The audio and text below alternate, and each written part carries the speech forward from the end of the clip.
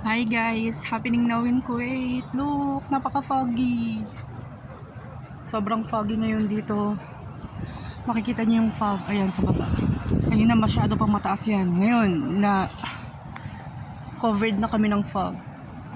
I think, uulan ngayon ng yelo dito. So, ang pag-ulan naman ng yelo dito, hindi naman every year. So, ayan, look guys. Sobrang covered ng fog. Sa baba makikita mo talaga kung paano siya bumaba. Kung paano bumababa yung fog. As in, parang usok. Oh my god. Hindi na halos makita yung mga building. Kahit yung Jamia, yung tindahan doon, hindi nakita. Sa sobrang fog.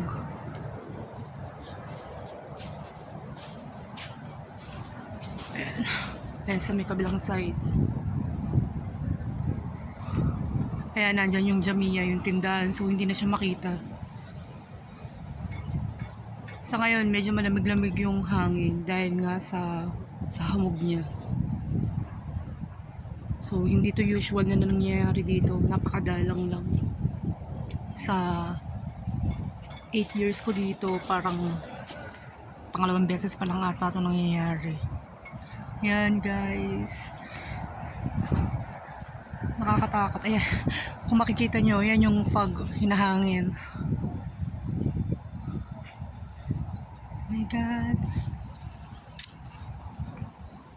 Kuwait is covered of fog.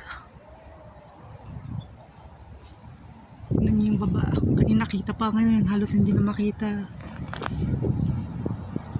So here, sa mga bumibiyahe, sobrang delikado.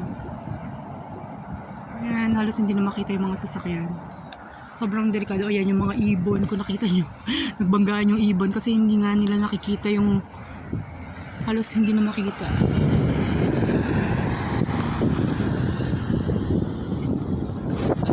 Nakahirap.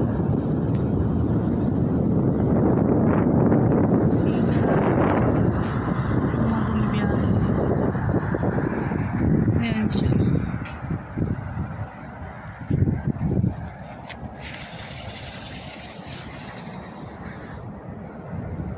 Yan, so update na lang ulit mamaya.